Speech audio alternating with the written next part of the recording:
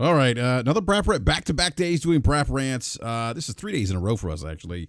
I've got with me the great Lee Hampton, or Hamp, or the artist formerly known as Game Logic. What's up, Hamp? Nothing much, man. It's just another Narrative Friday on Gamer Twitter. Yeah, it is another Narrative Friday. That's why we're going to do a quick BRAP rant. Actually, because we want to discuss some news regarding Google Stadia. Google Stadia will be shutting down. We'll discuss that here in a bit.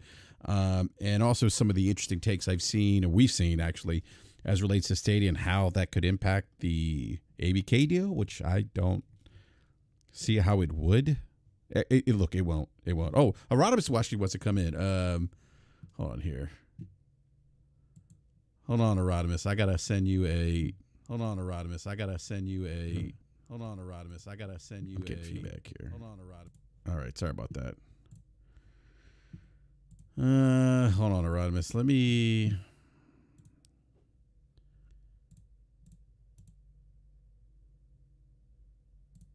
Give me a sec here, sir. All right. I'm going to DM you the link here to Discord, Erodimus. And then you can just join that way. And we can have some healthy discourse.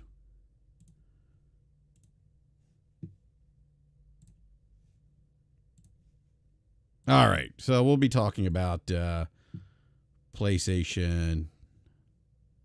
That narrative going around, Hamp, that you've seen about PlayStation killing Sega, which is kind of interesting because you brought up a great point, and actually Everborn Saga brought up a great point. Like, Sega hasn't been killed; they just pivoted and kind of just, I guess, they turned their attentions in a different way. They basically said, we're not going to do consoles anymore.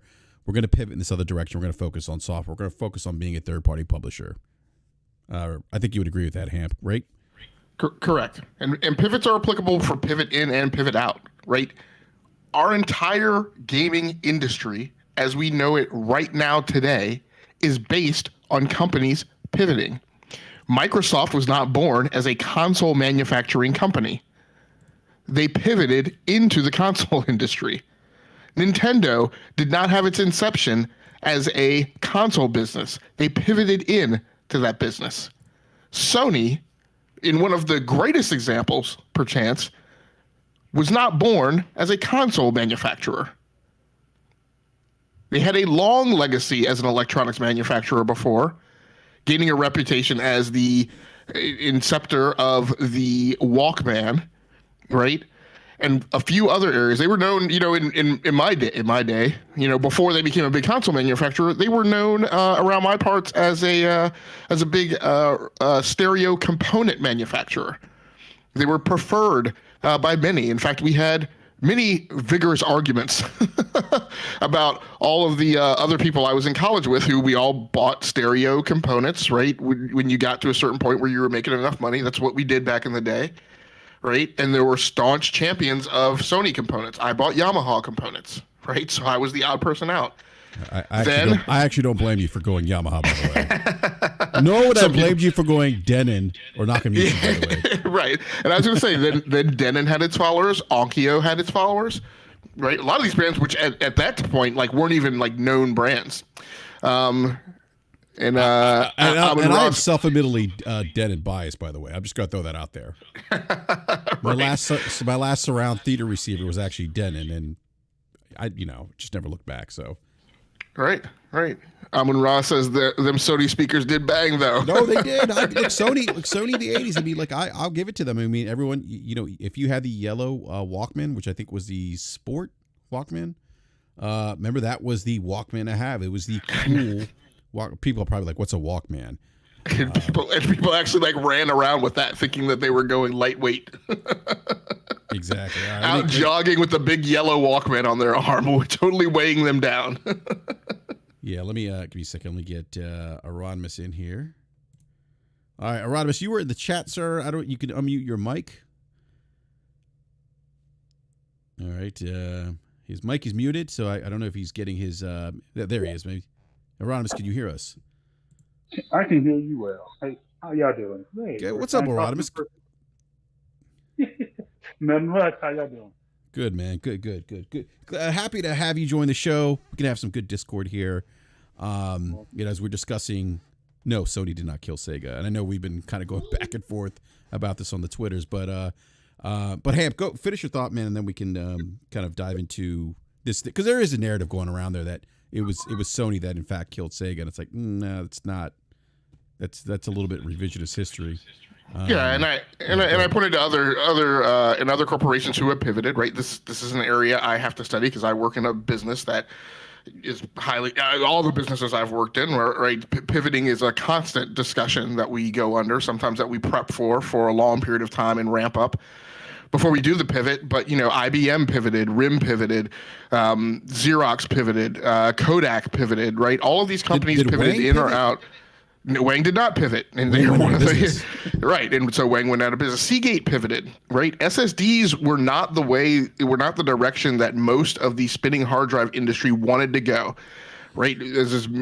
Many times is the case, the younger generation of engineers was coming along, pointing to the advantages of SSDs.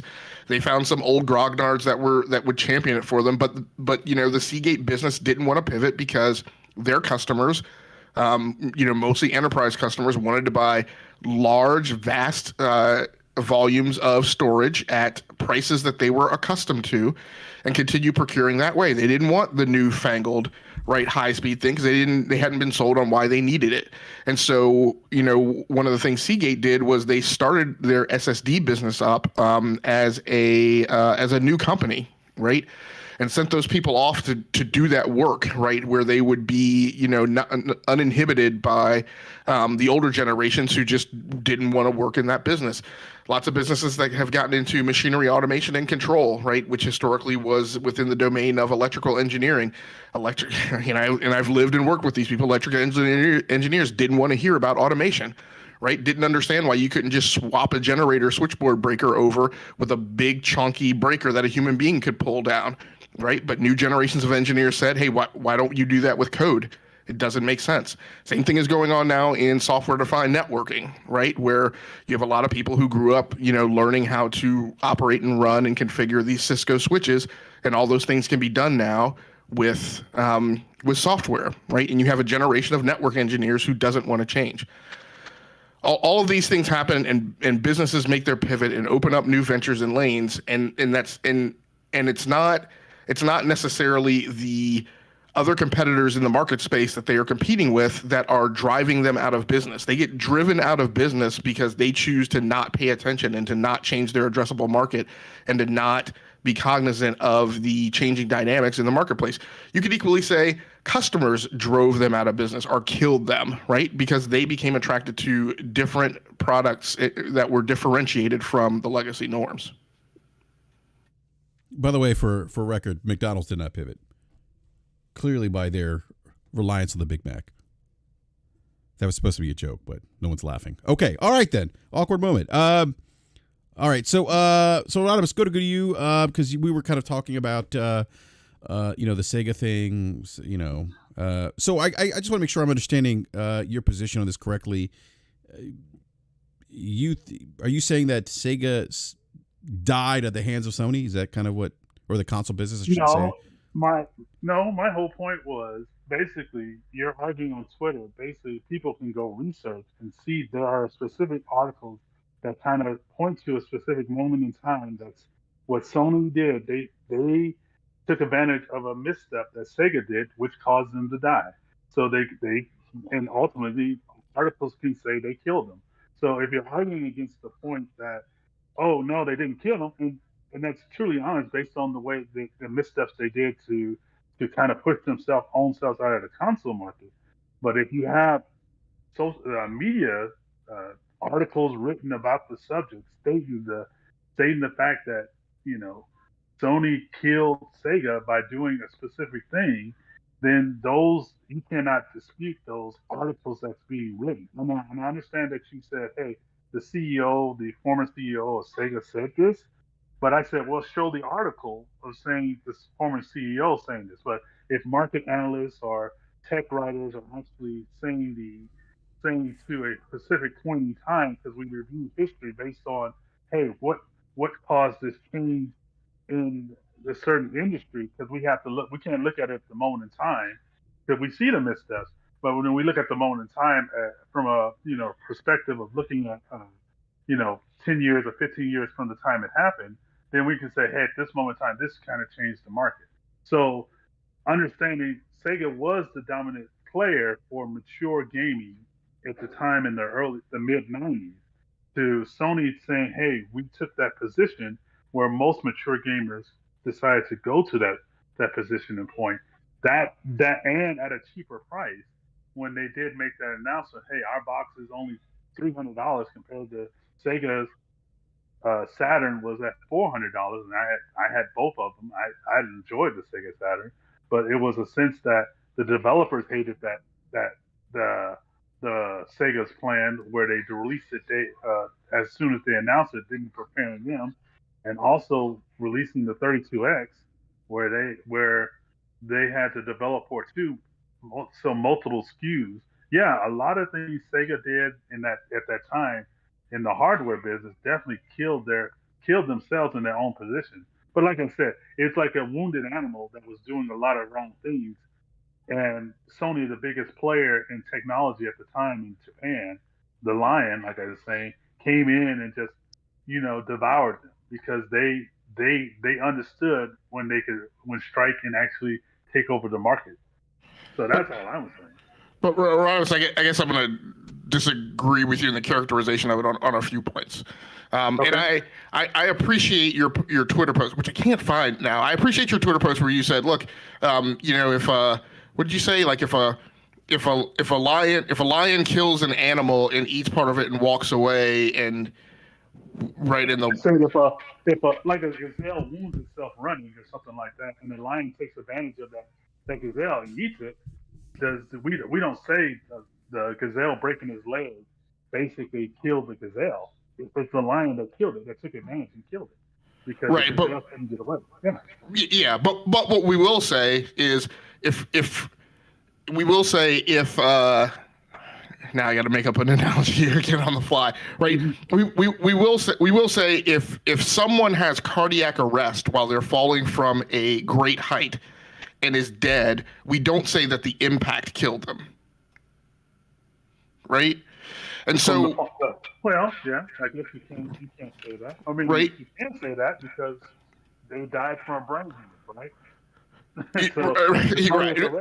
But I'm saying if a person happens deceased, if a person's in a car wreck, right, and has cardiac arrest, right, we don't say that the final impact killed them. My point is that what the Twitter narrative is doing, and you know, I get your argument, but blasted well, just as I do, that General Mild is trying to create the narrative that Sony did something dirty that caused the demise of Sega. And that the adjectives and the adverbs that are being utilized around the conversation are meant to drive a certain thematic narrative, right? Oh, I know. And so I think that in and of itself, that is the core of I think what BRAP and I push back against is this, because that's spin, right?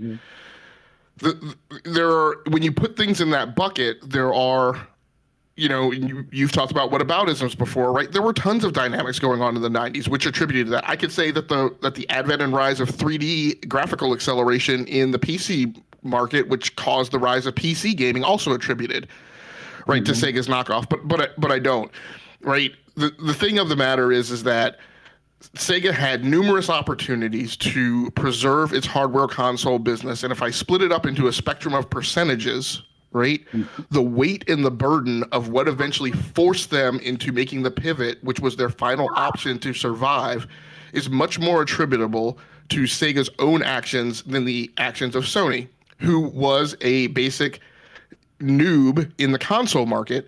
And although they happened to pull off some things which could arguably be looked at as elegant, right, and amazingly opportunistic, they were probably, in my mind, far more lucky than they were anything that I would attribute to business acumen in the console gaming space, right?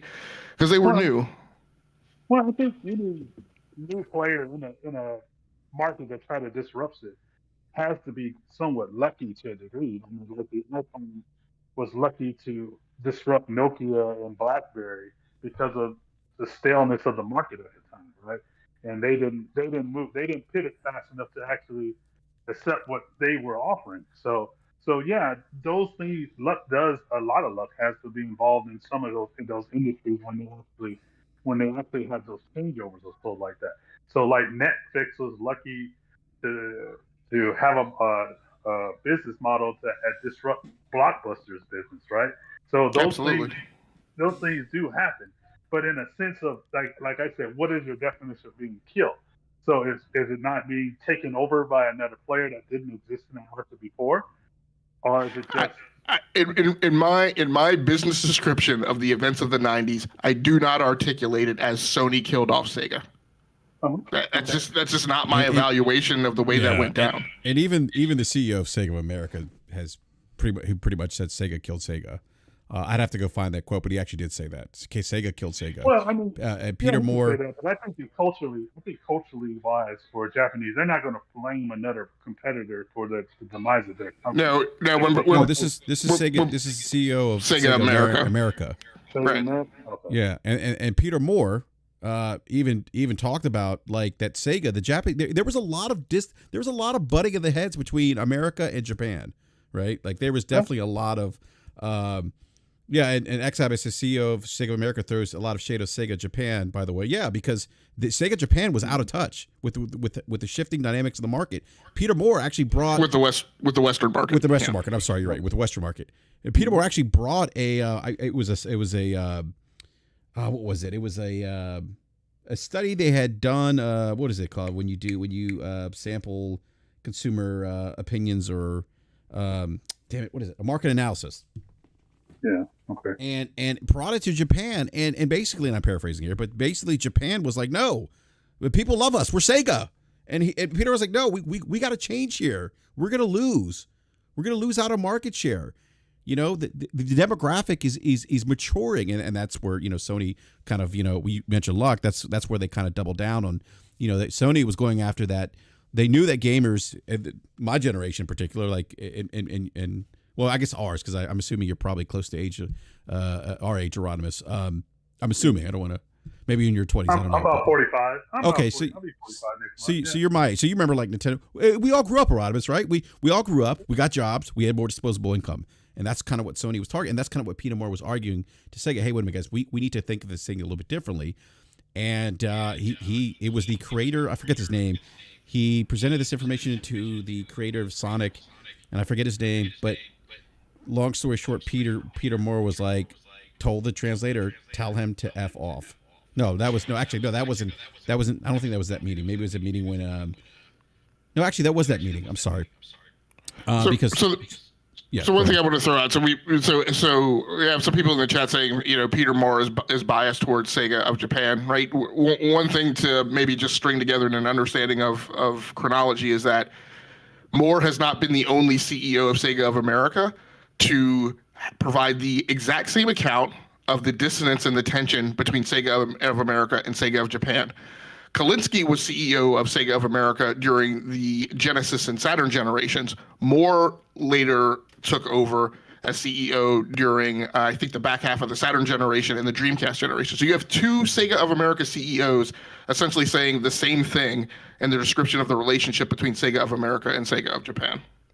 Yeah, I understand that discourse. Yeah, and but also like they Sega actually, and then there was the 32. There was a 32X, the Sega CD, which Ramesh, you talked about. Developers had to develop multiple platforms for the Sega at the time. Sega was actually interested. They wanted to counter the Atari Jaguar. Like that was how the 32X came about. That was actually drawn on a napkin, I think at CES. And I forget the gentleman who put that together. And then my understanding is that when the 32X launched, it didn't launch as I guess as it was originally designed. So it was kind of like gimped. And then they did the stealth launch. They pissed off their retail partners. They pissed off their developing publishing partners with the stealth launch of the Sega Saturn. And so it was just a multitude of these things. And remember something, what a lot of people don't realize, Oh, and then also Sega America pushing back on Sega Japan, saying, you know what, we don't have enough launch content on the Sega Saturn. We should push back the launch. This thing is not ready to launch just yet. Let's push it back till March of '96 is what they wanted to do. And Japan's like, no. And people need to remember something too. Like Sega in Japan, the Saturn actually was selling quite well. Was actually outselling the PlayStation at one point before things went south for Sega. So yeah, but that's true. But to what Hamp was saying, like a lot of the stuff that I push back on, and I think you do as well, Hamp, is this idea that it's that Sony pulled some kind of tomfoolery, basically thunder nose at Sega and money had it all the developers, kept things in their back pocket and killed Sega off that way, and that's not what happened. But that's a lot of the narrative that we're seeing, and it's revisionist history, and it's crazy that people are just running with this narrative without actually saying, wait a minute, is it? Well, I shouldn't be surprised because it is gaming Twitter, and it's like you could pretty much. One thing I've realized on gaming Twitter, it's like you'll take the word of a YouTuber without fact checking anything that YouTuber says, as opposed to do a couple keystrokes, doing a Google search, and trying to confirm whether or not what that person's saying is actually true. But a lot of the times, people just go with whatever the YouTuber is saying because it fits a certain narrative or belief they have. Well, that's why I didn't pull any YouTube videos. I pulled actually media articles, and that's why I pointed to was the media articles based on source, and there was numerous ones that said the same thing. And I just said, did Sony kill Sega? So I was like, we're always talking about this. And I was like, I pulled new media. I pulled articles that basically saying what somebody was saying. So that wasn't the sense of going to a YouTuber with their opinion. It was basically the text writer reporting on what he really. Yeah, right. So even that article that you put there, despite the title, if you read it, it basically confirms what we were saying, that it was Sega that did Sega. Right. Yeah, but then they pointed to the kill shot. They pointed to the kill shot when they had video recording the Sony executive saying $299 and the room erupting because of the price point of the new machine. So, yeah, but my thing around this is that like that dynamic at E3 has been the case forever, right? That the company that goes first during the year where they're simultaneously launching consoles is always at a disadvantage of the one coming behind. And Xbox and Sony have actually gone into E3 with two different prices, right, on pieces of paper in their pocket, right, to make up to the minute, last minute decisions about what they're going to make. So I don't necessarily. I mean, and it can be looked at in terms of the chronology. So one of the things. So, for instance, one of the discussions that I've had at a point in my career was an operational risk management review of the timeline of the Titanic, right? Where we surfaced all of the things that went bad, right, the day that the Titanic struck the iceberg. And there are incredibly small things, right? Butterfly effect type of things, where had one thing gone differently out of a series of 30, right, things would have wound up different. But you still don't ascribe the entirety of the iceberg impact, right, to that one thing. And so I get what you're saying, that it's part of the dynamic, and I think in a case study and analysis that should be considered as one of the factors. But like I said, right, we know that the people who are trying to build the narrative are trying to build this narrative that Sony drove Sega out of the console manufacturing business, and that's just I don't believe that's accurate. The other thing I was going to add in, and I know it may sound like a counterpoint, because I'm one of the people who always harps on the fact that people should go read and do their research, because you extract much better understanding out of something than listening to a YouTube video. I will say, and this is maybe driven by age, right? I'm also not going to absorb an article written by a journalist in the 2020s, right, who is rewriting a narrative about historical facts that we have already unraveled, right, in decades before. So all of that history, right, doesn't differ if you look at those articles. If you look at the case that's presented in a recent article and the case that was presented in an article 10 or 20 years ago, there's nothing different about the information that they present. The only thing that is different is the headline. And it's because the headline is tilted in the direction of being clickbait and getting people, right, to get riled up on an ideological basis, because people are more concerned about ideology than facts. Right? Fox Ted News Koppel told Sean Hannity. right. Well, so I don't ascribe the narrative. Like, if I look at the same set of facts, I'm not going to all of a sudden in 2022 say, oh yeah, Sony did kill Sega, when the fact was the same facts were presented to me 20 years ago, right, without that headline, and that's not the takeaway that I had with it. We have to apply the critical thinking to written articles, just like we should to YouTube videos. I got you, but they say history is written by the winner, right? So it's like, so you're saying I can subscribe to what you're saying, that but as time moves on, there should be more clarity based on the events that we have seen, right? So if you're saying, if I read a history book from 1920 on slavery, I think it'll be more skewed than reading a history book from 2020, right? Because we have more clarity and have less bias to look at the factors involved, to saying, hey, these may be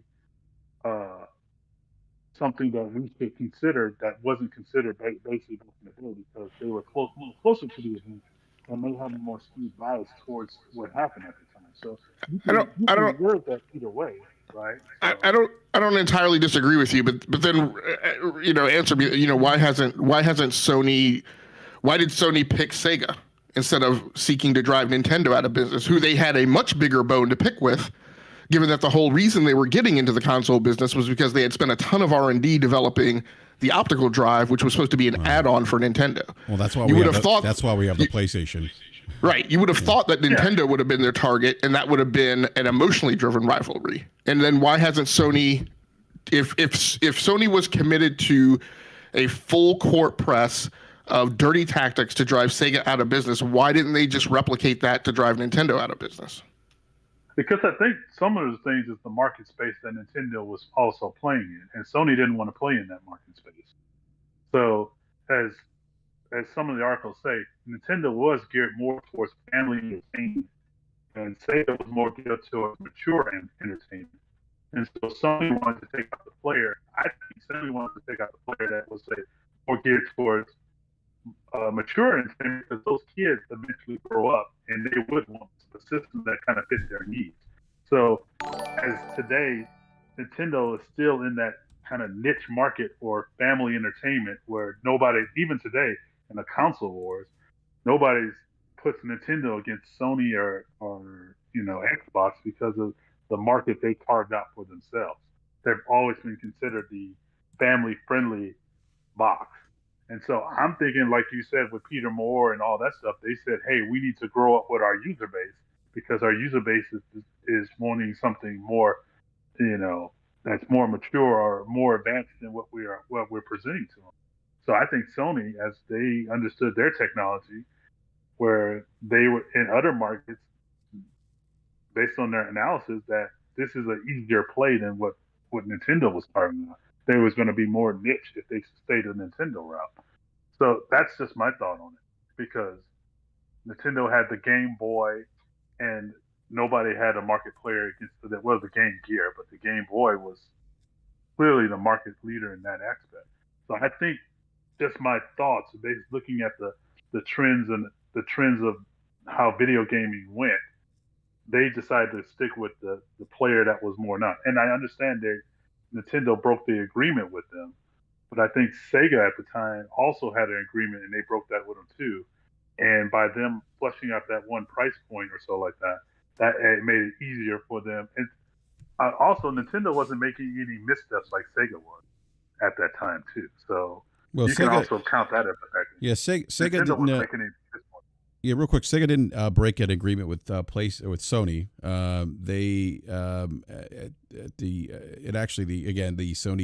The CEO of Sony of America actually wanted to partner with Sony, and Sony Japan said no. So they hadn't got into they weren't in bed, so to speak, like the way Nintendo and Sony were with that, the disk drive and everything like that. And then Nintendo pretty much just saying no, we're not going to do this now.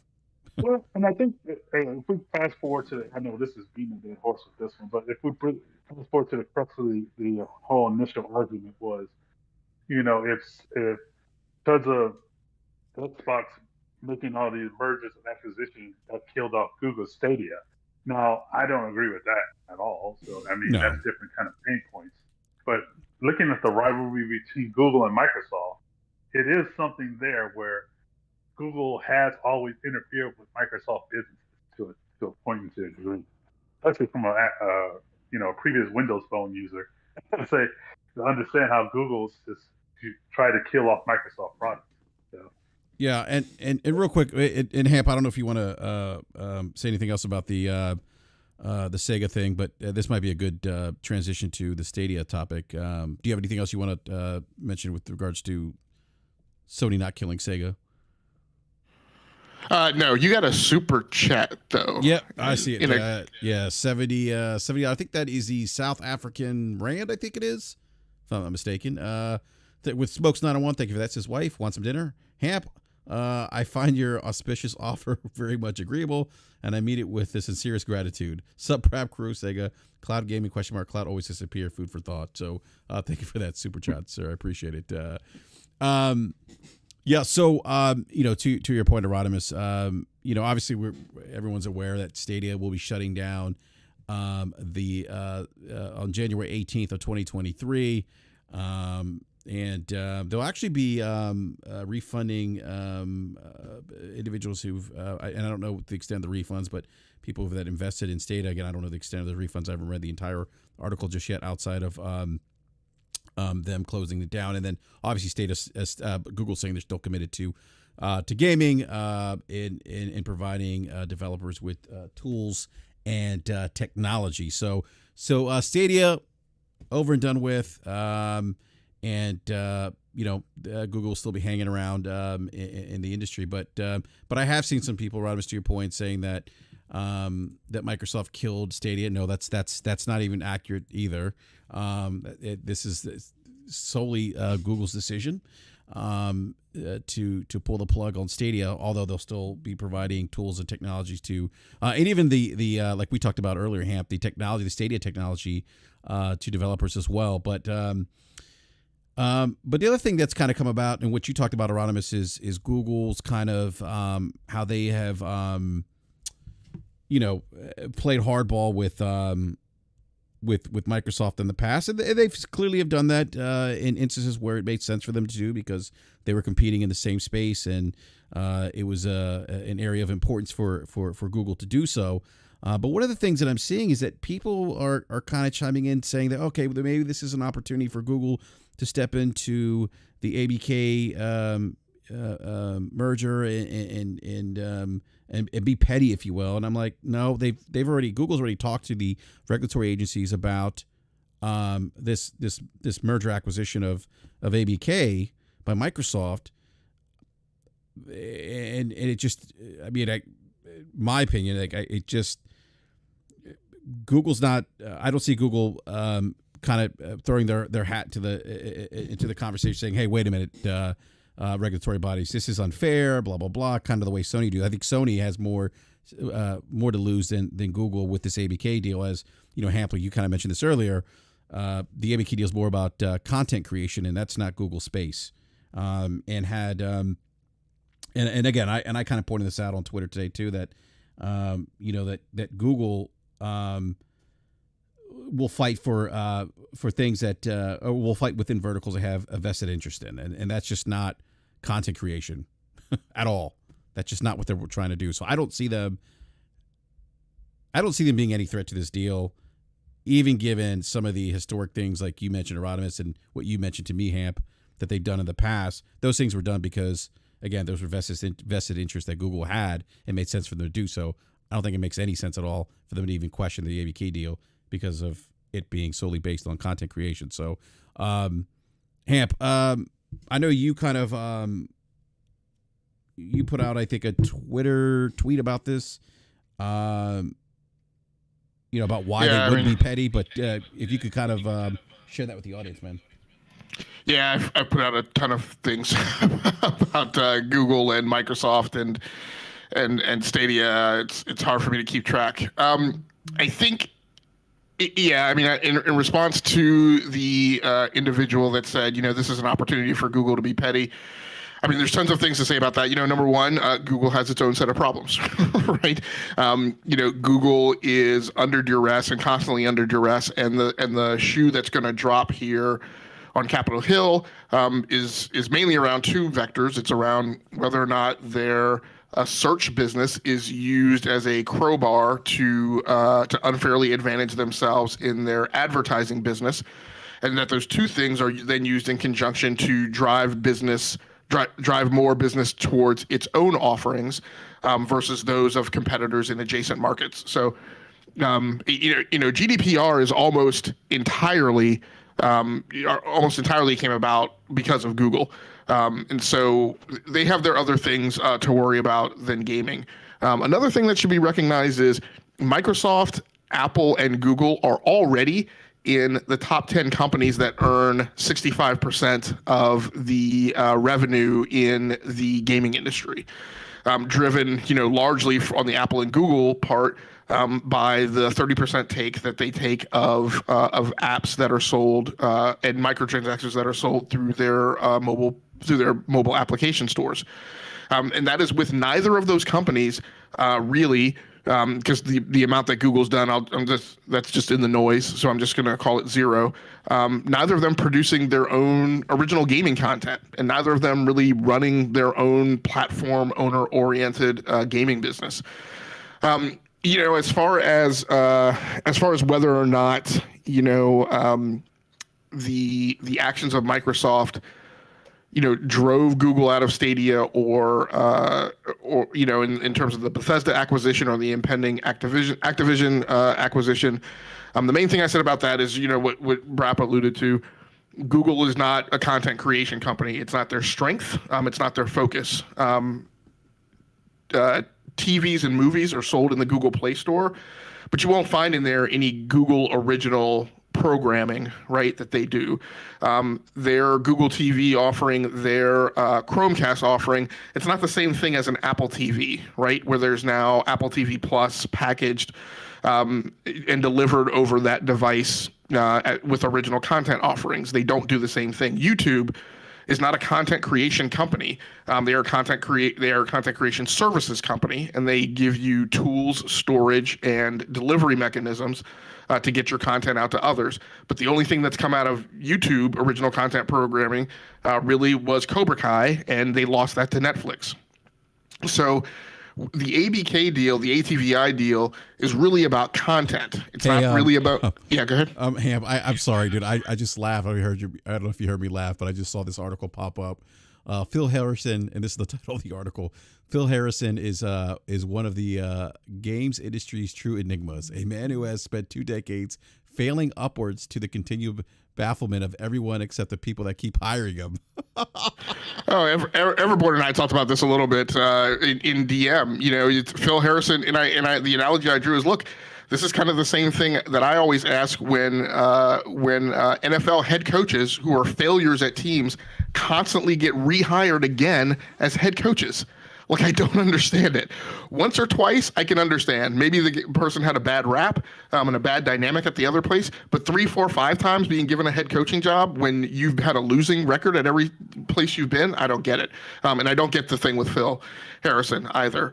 But what I was saying is, the ATVI deal is primarily about content.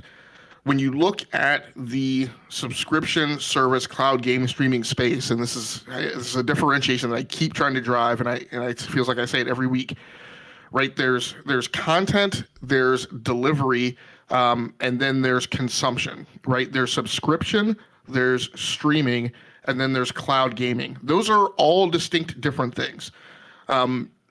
Cloud game streaming is highly dependent, and this is a thing that I think has not been understood and been missed. Cloud game streaming is highly dependent upon GPUs, right? So when we talk about the fact that there's been a chip shortage for the last couple of years, guess who else has been impacted, right? Cloud game streaming. GPUs are not necessarily co-located in every geographical region and cloud instance along with compute. It actually has a smaller footprint of GPU driven compute than CPU driven compute. It's a resource that is in less abundance. What else requires GPUs? They're also heavily used for machine learning, AI, ML, or Mhm. sorry, AI, ML, NLP, and image processing, Yep. right? Who pays for that? Enterprise level companies with enterprise level deals that have much higher SLAs and pay a lot more money than gamers do, right? I've often talked about the deals of Stadia and Xbox Cloud Gaming as one of the reasons that those things exist isn't solely for gaming as a business in and of itself. It's also because every time I sign up an enterprise customer and they need compute and they need storage and they need RAM, right? I have to most of the time, right? If I get a good deal, right? I have to stand up at least 2 instances of whatever it is that they need, sometimes 3 or 4, and I have to do that for redundancy and high availability. Mm-hmm. And so big chunk of that capacity goes unused, right? I stand up one data center, I got to stand up 2. Now the second one winds up running offline for a big chunk of time. How do I take advantage of that? I take advantage of it by putting a workload on it that doesn't have a high SLA, right? That I can remove and take away from people in a crisis when they don't need it, right? That I can have it deliver lower levels of performance than my enterprise workloads do. So a lot of this gaming stuff is about the effective utilization of spare capacity, right? So I'm not, burning electricity and setting up cooling and drawing on a lot of resources and staffing all of these places, right? Or building out the technologies for automation. So again, there's a lot of reasons that go into why Stadia is shutting down. None of them excuse Google for not having taken advantage of a market where they could have arguably been able to make bigger inroads, right, for that. But the fact of the matter is, at the end of the day, when we talk about all of these different dynamics, right, when we talk about what Aradam has mentioned, that I can say that Sony was not the murderer, but I can't say that the actions that they took didn't contribute to the death of Sega as a manufacturer. Totally acknowledge, right? And so, right, I'm not going to say I think it's wrong to say Microsoft killed off Stadia, right? But I'm not going to say that the competitive value proposition of a consumer who was weighing Xbox Cloud Gaming or Stadia, right, didn't play into the dynamic. I just don't think it was an overwhelming dynamic, and I definitely don't think that it plays into the ATVI deal by any means. No, that's a great point, Hamp. Aron, any additional thoughts on this, man? No, I'm good with that. He's pretty intellectual and Barry used a lot of abbreviations. I tried to figure out, but it was great. It was great. Yeah, I agree with you, Ham. I just don't see. But the narrative of Microsoft killing Stadia is the fanboy thing. I mean, that's where that's coming from too, right? Again, I'll go back to Google, which I found kind of interesting about people commenting on and saying like, oh, Google giving their rocky relationship, if you will, with Microsoft. I'm like, these companies it's not like high school. Like there's no ill. We talked about this earlier, Hamp. There's no ill. Like they're not like, oh yeah, those bastards over there. Oh, wait till I get my hands on them. I mean, no. Is there some pom-pomming and hey, we want to beat those guys? Absolutely. But there's not this emotional thing that people are kind of grasping at, that these companies have this animosity where it's like Google's like, yeah, you know what? I'm going to give my Bill Clinton voice. Those guys at Microsoft, they got that ABK deal. I think we should go in there and rain on their party. Talk to the CMA. Like that's. I just say this one thing, but I don't know. Do you think all the products that like the Windows Phone, Bing, Mixer, I was thinking of one other product like Google, their Messenger, and they have been killed by Google. Not killed. Let's say they got circumvented by Google products, and so people at Microsoft actually hear that one of their products probably killed the other person's product. Maybe it is some kind of win for them. just deep down inside, you say, oh, every time we produce something, Android killed Windows Phone, or Gmail killed Outlook, or Hotmail, or the Chrome browser killed Internet Explorer. Well, surpassed Internet Explorer and everything like that. Maybe for them, they say, hey, we finally got us a win on the corporate side. So. Yeah, I mean, I think what we were trying to say when we were talking about this earlier today is, there's certainly competitiveness, right? I feel it with absolutely. other tech companies that I compete with. But I think what we're saying is, right, many times is the case, and this is a thing that, many engineers fail to understand when they're younger.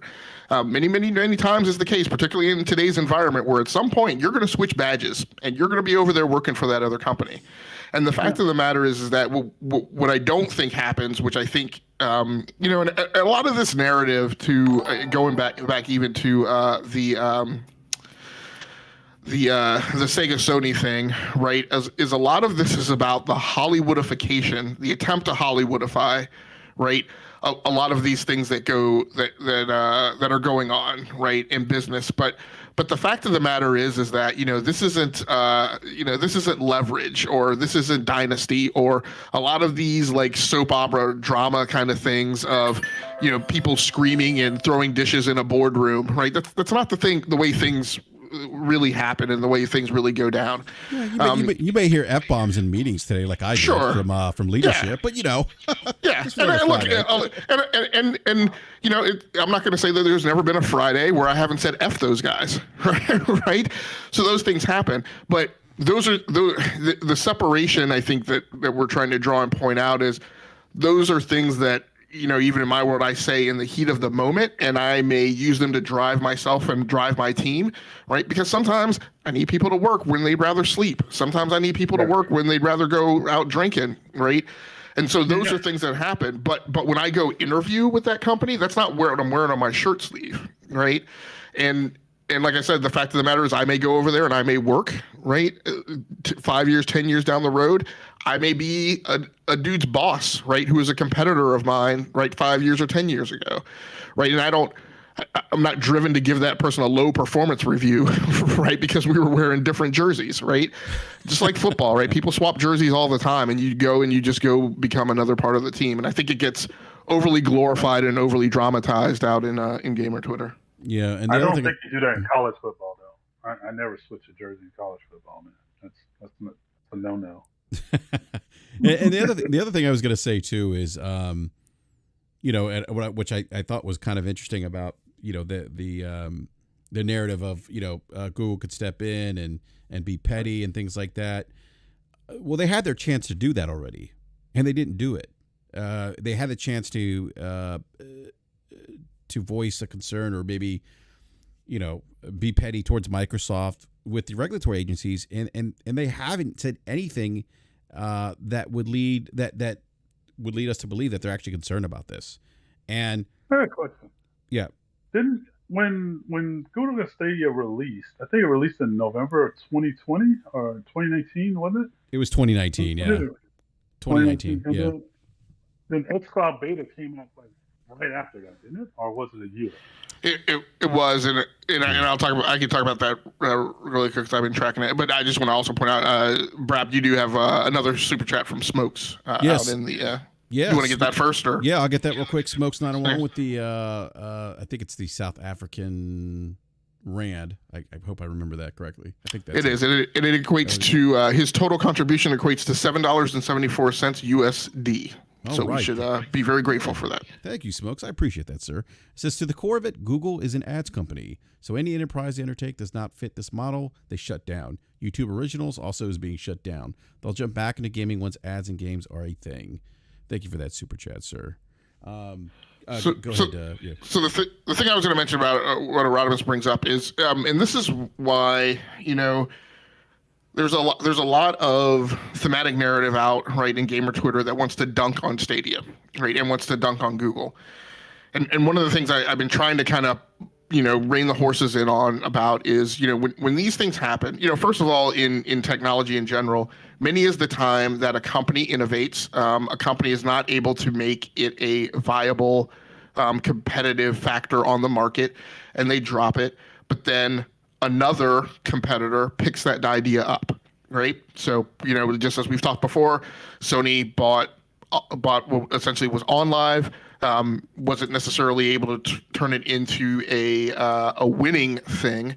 And along comes Xbox, who does Xbox cloud gaming, right? And in fact, just slightly before that, Stadia, right? So these things are of value and are of benefit in technology and on the market when these innovations come up, whether or not they're turned into resounding successes, right, in and of their own merit.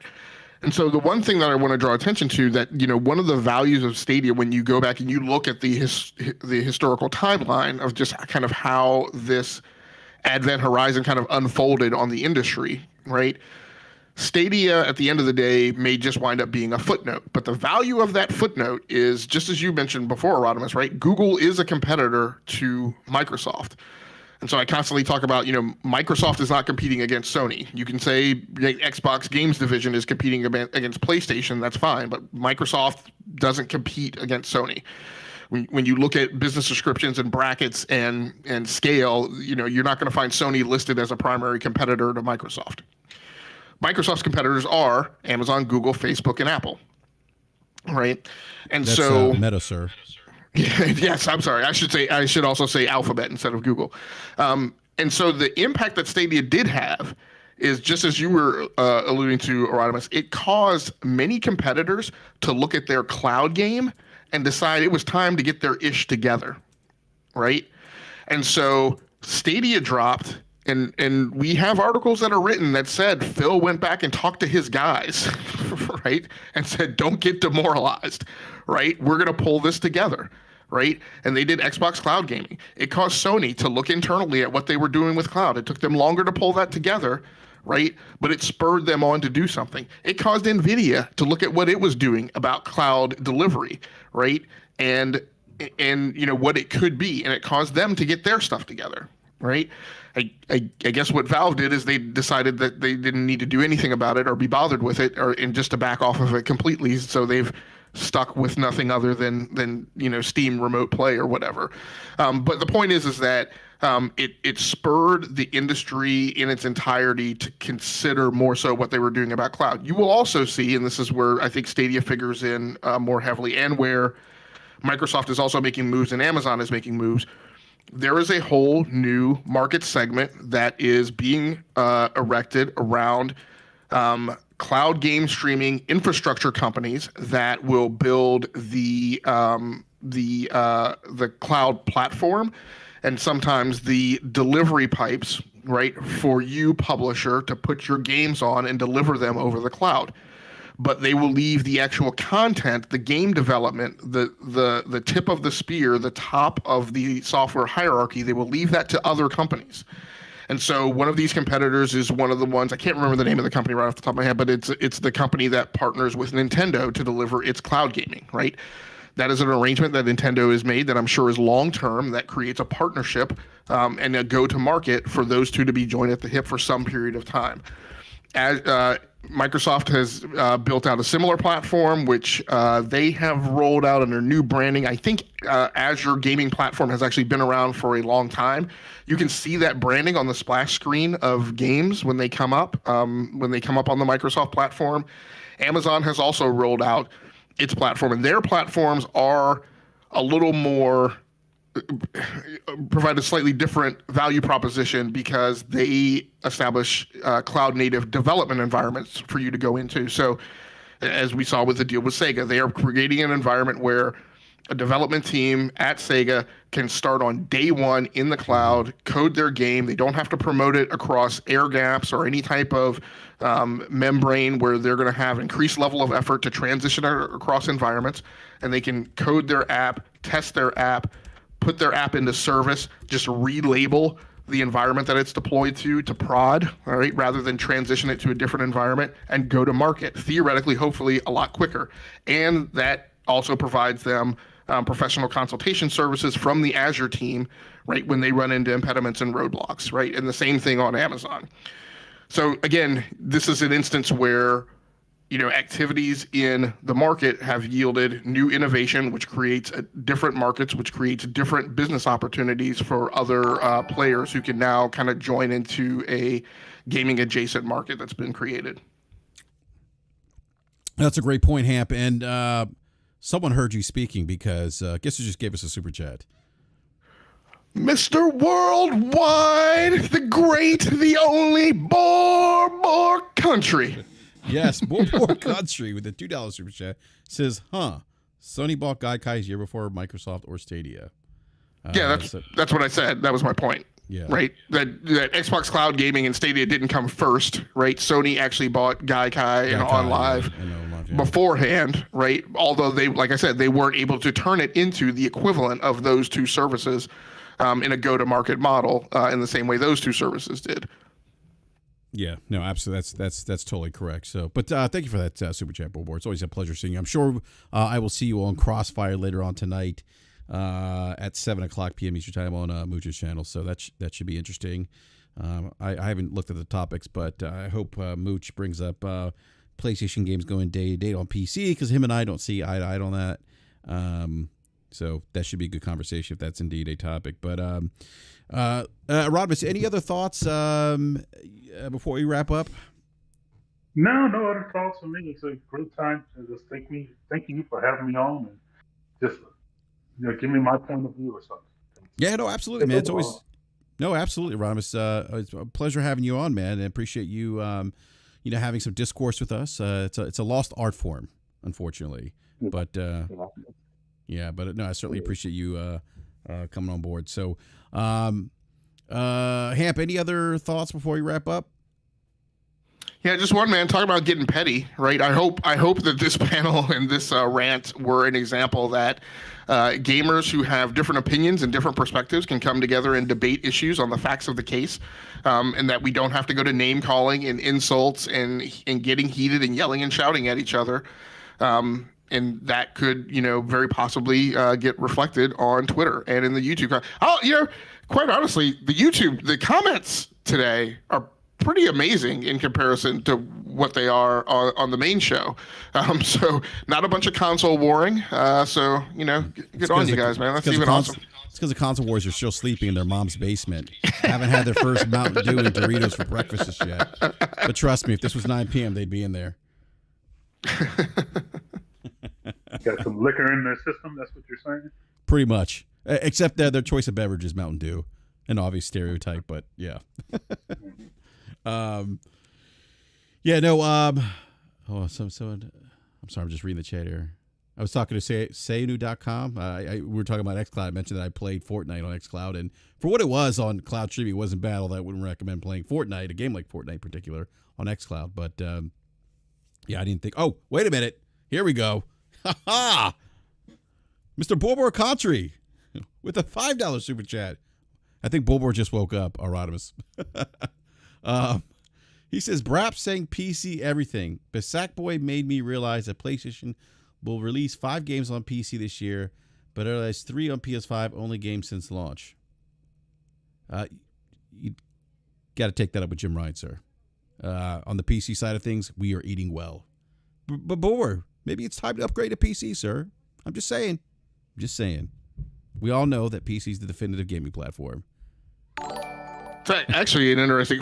I'm pretty sure Borbor's thematic consistency is to favor PlayStation. So I'm a little surprised that he's calling that out. And that's an interesting metric. I think what SIE might say is that those 5 games being released on PC were not like full-blown development efforts, right? That was the effort of a port team just to take something that had already been created and deployed on a different platform, whereas those 3 PS5 only games were dedicated development efforts. But I don't know. I don't speak for SIE.